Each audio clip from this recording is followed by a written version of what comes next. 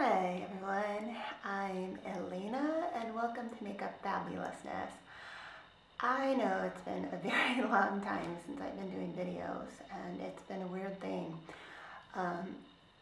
Aside from like doing videos that were too long for what my computer could handle, in addition, a couple of weeks ago, I got this weird stomach bug. And it was to the point where like I actually took off from work and I just was able to get to the doctor recently. So I'm getting some tests done. So my energy is not super high, okay? And I actually made a video the other day telling you guys about this, and me not being so camera savvy realized that my voice was drowned out from all the exterior noise. So for any of you who saw that video, I'm sorry it didn't turn out the way. Those points of the video was to tell you where I've been, and also the fact that I am doing a no-buy. I started it at the beginning of May, and anything you see on this channel will have been purchased before that date.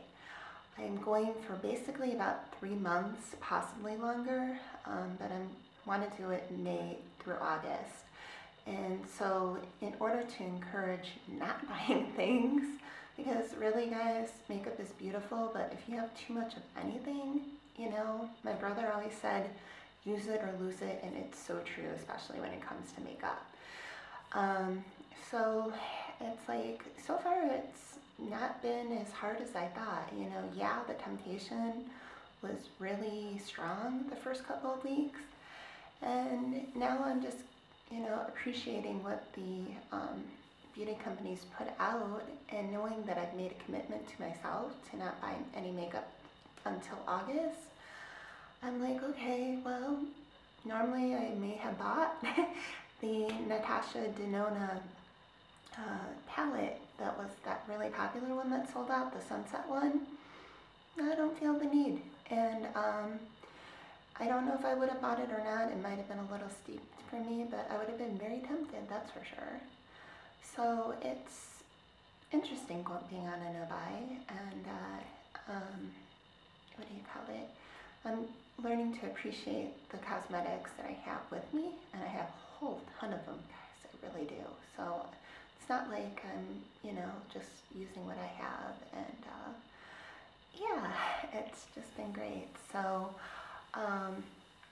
let me go ahead and I wanted to do a video on Empties because I am committed to going through my products, and we'll go ahead and get started.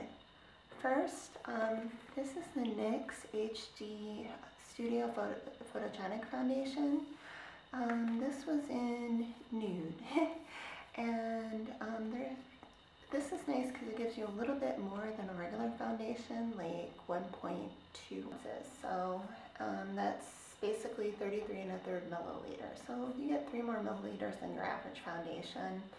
And just showing you the color, this is our lightest color. So for you guys who have super fair skin, it's going to be not pale enough. And I don't know about the rest of the range. I will link to this. For me, it was a mixed bag. This foundation gave a nice finish, and I'm actually wearing it. I'm wearing the last bit of it today. And the only thing was, it's like it would never dry down. I would be talking on my phone. I'd see foundation on my phone. You really have to let it dry down, and it's a very wet formula. And another thing I noticed is that when I would wear it with other concealers, an example of which would be the Urban Decay concealer, Naked Skin, my concealer would look a lot heavier than this, and it definitely didn't last through the day. So I think this is good for somebody who's just basically studio photogenic foundation. So if you're shooting videos, or if you want a really nice picture taken of you, as you can see, it's very hard to see my pores, even with the highlighter that I'm rocking.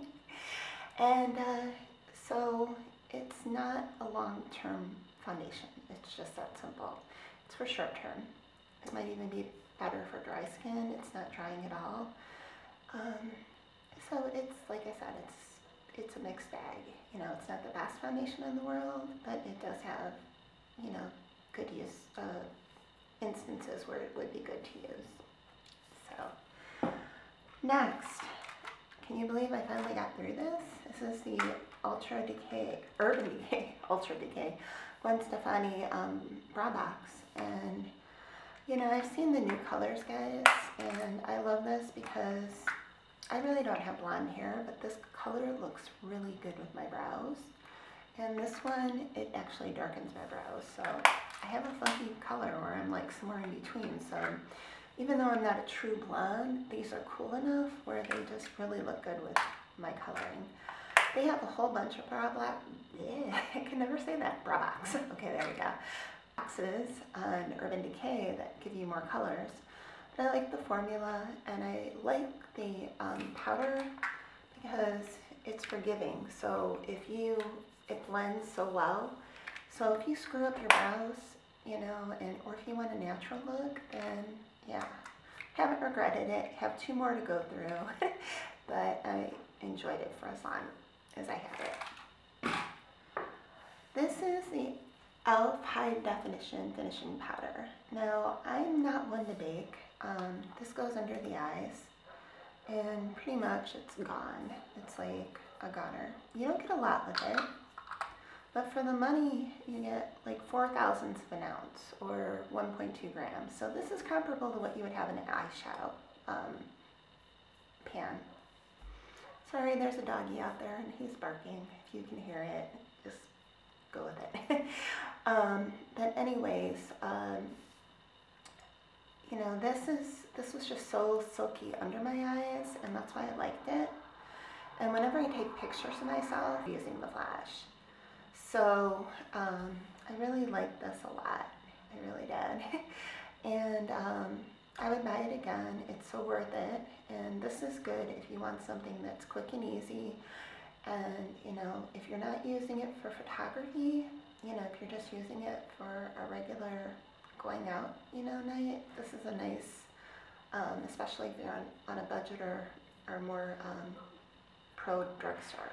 So I definitely recommend this.